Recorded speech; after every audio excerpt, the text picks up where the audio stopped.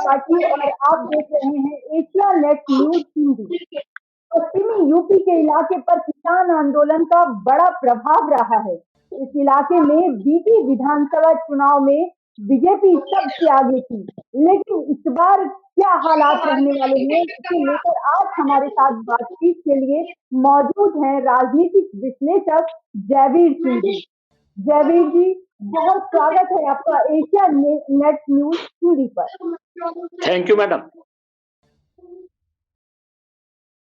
जयवीर जी, आप best UP की राजनीति को काफी लंबे समय से देख रहे हैं। क्या लगता है आपको, हवा किसकी तरफ है इस बार? देखिए मैडम, 2017 के उलट है इस बार का चुनाव।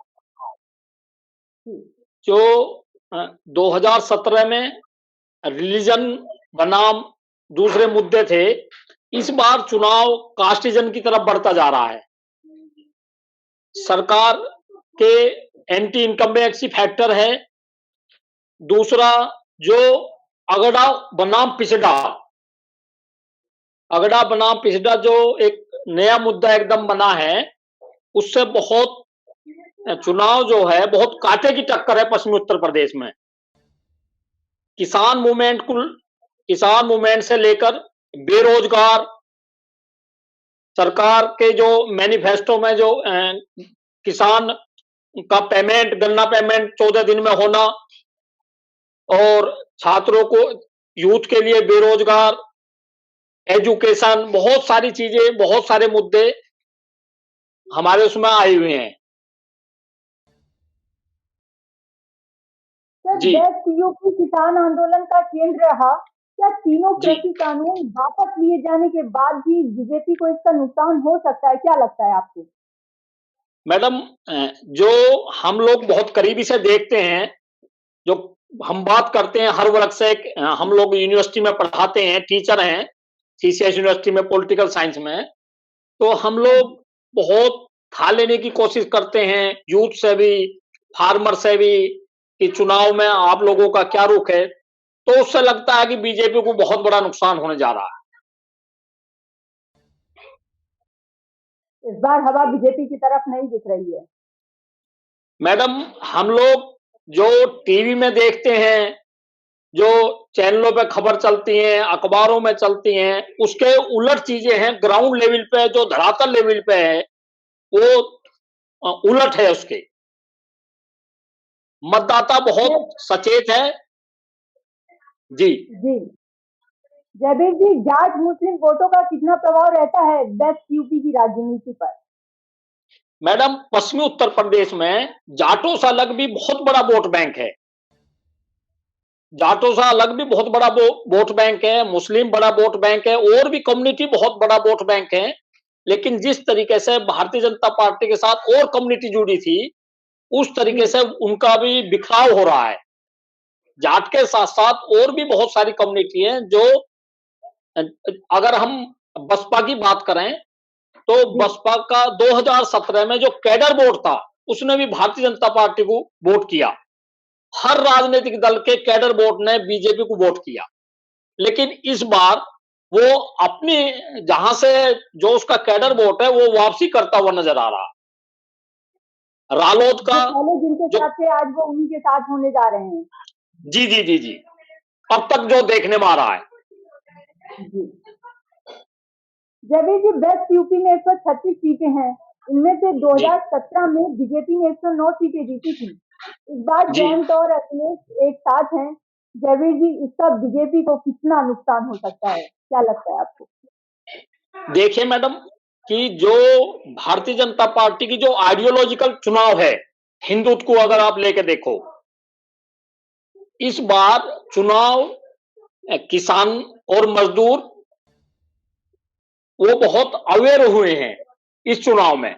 और लगता है कि लोग हिंदुत्व पे, राम मंदिर पे, उनकी अपेक्षा अपने रोजगार पे, फार्मर जो है अपने, उसके अलग मुद्दे हैं, स्टूडेंट के अलग मुद्दे हैं। इस बार आइडियोलॉजिकल चुनाव नहीं है, और चुनाव जाति की तरफ बढ़ता जा रहा है। जाति के साथ-साथ इस बार ऐसा लग रहा है कि जो उनके मुद्दे हैं, वो अपने मुद्दों जो जो उनके मुद्दों को पूरा करेगा, उनके साथ इस बार वो अपना वोट देंगे। बिल्कुल मैडम, बिल्कुल। धरातल पे यही देखने में आ रहा है कि इस बार हिंदुत्व बनाम जो समाजवाद की बात करते हैं हम, कि समाजवादी पार्टी का अपना वो है कि लेकिन दोनों जो कांटे की टक्कर है, वो कांटे की टक्कर जो है भारतीय जनता पार्टी बनाम जो गठबंधन है, उनमें बहुत कांटे का चुनाव नजर आ रहा है।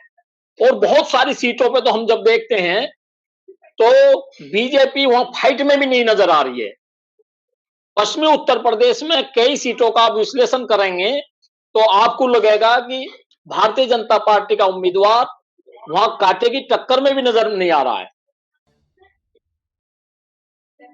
इस बार बिल्कुल भी उम्मीद नहीं है बीजेपी की। नहीं, बीजेपी की उम्मीद है मैडम, रूलिंग पार्टी है, हम ये नहीं कह सकते। लेकिन इस जी, बार का जो चुनाव है, 17 के बिल्कुल उलट चुनाव है। अगर पलटा जो है वो उलट गया है बिल्कुल। बिल्कुल चुनाव उलट है मैम, और कहीं ना कहीं ये लगता है कि भारतीय जनता पार्टी भी मतदाताओं के रुख को भांपने में कहीं ना कहीं अब तक विफल रही है।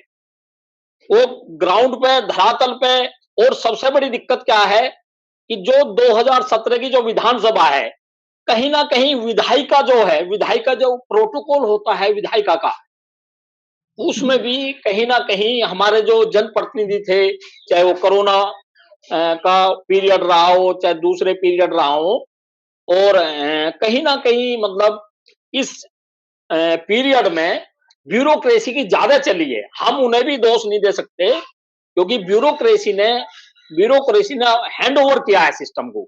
और जनप्रतिनिधि आम लोगों की जनसंवाद करने में, उनकी बात रखने में, उनकी सिफारिश करने में, उनके मुद्दों को सुलझाने में कहीं ना कहीं वो विफल रहे हैं। जी। सर कुछ राष्ट्रीय मुद्दे भी रहे हैं जैसे कि 370 है, काशी विश्वनाथ कॉरिडोर है या राम मंदिर वगैरह का भी बेस्ट यूपी में, क्या इसका भी कुछ फर्क पड़ सकता है इस बार? मैडम, पश्चिमी उत्तर प्रदेश में जो हमारा फार्मर है, वो बहुत हार्ड जी, वर्किंग है। और अगर आप देखोगे, किसान जो किसान जाति हैं, किसान जाति सबसे ज्यादा वो अपना काम करती हैं।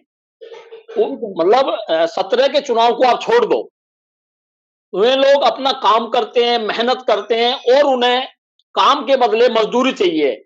गन्ना उन्होंने मिल पे डाला, उनका एक एक साल पेमेंट नहीं आया, और वो बहुत मेहनत करता है, इन चीजों में उसका ज्यादा ध्यान नहीं रहता। उनके जो मेन मुद्दे हैं, जो उनकी ज़रूरतें हैं, वो उन पर ध्यान देते हुए अपना वोट उन्हीं लोगों को देना चाहते हैं। मैडम, जो बेरोजगार है, जी, जो बेरोजगार है, और आप देखेंगे कि बेरोजगार को रोजगार चाहिए, किसान को अपने गन्ने का पेमेंट चाहिए। हमारे यहाँ आलू जो उगाता है फार्मर, पोटैटो कल्टीवेट करता है, उसे अपना वो चाहिए। आपने देखा होगा जो धान की समस्या सबसे बड़ी आई, किसानों जी, को उनका धान बहुत कम रेट में बिका। किसान की मंडी समिति में खड़े रहे, अपनी ट्रेली ले ले, कितने दिन सर्दी में रहे, और हमारा प्रशासन उस तरीके से उन्हें सहूलियत नहीं दे सका। तो कहीं ना कहीं फार्मर भी और बेरोजगार भी बहुत नाराज है। और आपने एक चीज देखी होगी कि जी, जी, हमारी सरकारें जब 6 महीने रह जाती हैं, जब 6 महीने रह जाती हैं, तो हमारी सरकारें विज्ञापन निकालती हैं। उसके बाद विज्ञापन हाई कोर्ट में, इधर दूसरी जगह वो फंस जाते हैं। और जो बेरोजगार है, जो उम्मीद लगाए बैठता है, जो जैसे हमारे जितनी भी पार्टी हैं, सब मैनिफेस्टो लाएंगे कि हम इतना रोजगार देंगे, और जो सरकार बनाते हैं वो पिछले जब 6 महीने रह जाते हैं, उसके बाद विज्ञापन निकालते हैं, और वो विज्ञापन पूरी भर्ती नहीं हो पाती। और जो रोजगार की उम्मीद लगाता है युवा, वो फिर अपने जी, आप को ठगा महसूस करता है। बिल्कुल।